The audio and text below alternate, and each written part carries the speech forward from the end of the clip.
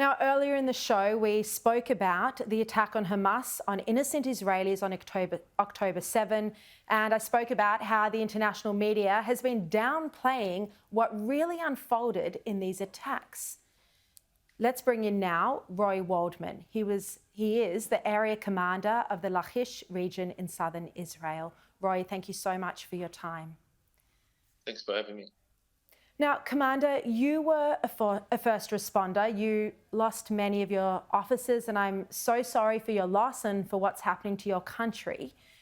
Tell us, where were you when this invasion took place? How did you hear about it? Where did you go, and what did you see? So first of all, good evening to the Australians. For us, there is no good evenings, not good mornings. For the last 20 days since October 7, Israel is under attack.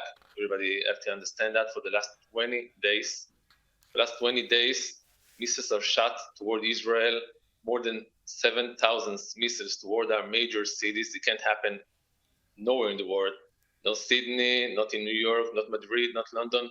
No country should allow more than 7,000 missiles launching toward their major cities. So for me, October 6 was a great day. October 7 was a dark day. For all the Israelis, the police force, the IDF, and everybody, I was as an ordinary man, drove to the airport for a vacation, and suddenly I looked in the sky just next to Tel Aviv, and I saw the sky turns from blue to dark. I saw hundreds of missiles in the air, and I realized something bad is happening. As I turned back to my house, bring my pistols and my uniform, instead of going to vacation, I went to war. Went down south to my sub-district as a commander of the sub-district Lachish in the southern part of Israel, and I get information about penetrations from dozens of spots from Gaza Strip to Israel, toward our communities, kibbutz, and the cities, city of Sderot, city of Ofakim. And when I get there, I see this massacre in the streets, in the communities. I see people without heads. I see people shot down. More than 1,400 people got shot dead. I lost 58 of my police officers. Some of them are here behind me.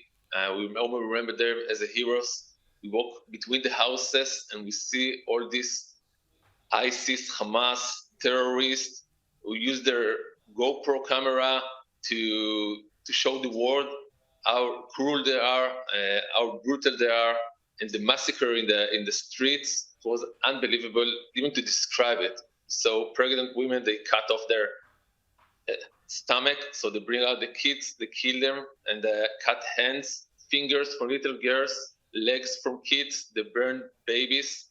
We saw so many people, one under and not above another, and they burn everybody all together.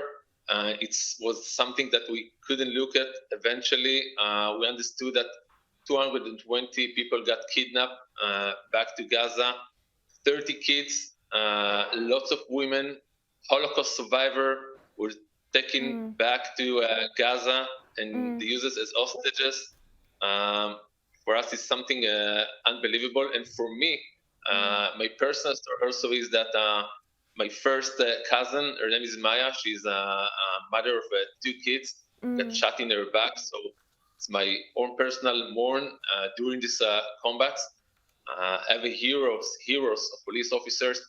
They fought till the end. They killed every single one of the terrorists, this ISIS, Hamas terrorists that stepped inside this country. No one stayed alive. We were strong to push them off. In a few hours, I must say, no one stayed alive. This is the 9th war that Israel, since 48, have to deal with. This is the first one that penetrated deep inside our territories and hurt deeply our civilians. No. Commander, I don't know if you were personally involved in interrogating some of the Hamas terrorists that were captured. I've played some of the videos of those interrogations on my program this week. But did any of them express any sorrow or understanding of what they had done? Capture 100 of them, so we can interrogate them. for intelligence and everything else. The Shin Bet is doing it, but no one's say sorry for what they did. Actually, they take proud of what they did. Their mission was kill, kill, kill. They were under drugs also, so it'd be like brave and more brutal against everybody they meet. For us to see it is something that we can't even realize how evil, the evilest of evil they can be. It's something that they say they want to do more, kill more, do more. It's a kill and in the name of the jihad go all the way and then destroy Israel. Actually, they say that when you listen carefully to ISIS, to Al Qaeda, to Hamas, Hezbollah, everywhere. They say that. They say they want to eliminate Israel. They want to kill all Jews, all Israelis. They don't want us here. And for us, for me, as an Israeli, as a citizen, and also as a commander in the Israel National Police, so we realize we have no other choice. We can't live next to a neighbor like Hamas. So you try to imagine, Sharri, when you think about your neighbors in your neighborhood. Bad neighbor, you have to do two things. It's either you live or either he lives. So you can live peace. So we look for peace. We look for peace. We seek for peace every single day. We don't have problems with the Palestinians. Not at all. Not at all. We want them to live peaceful life. But Hamas rules them. Hamas tells them what to do. And in this day, thousands of terrorists got in, and also thousands of evil Palestinians that stepped in with them. And they did so many things that I can't even describe. You have to see the footage to understand. Yeah. It's something that you don't see even Al Qaeda or ISIS do.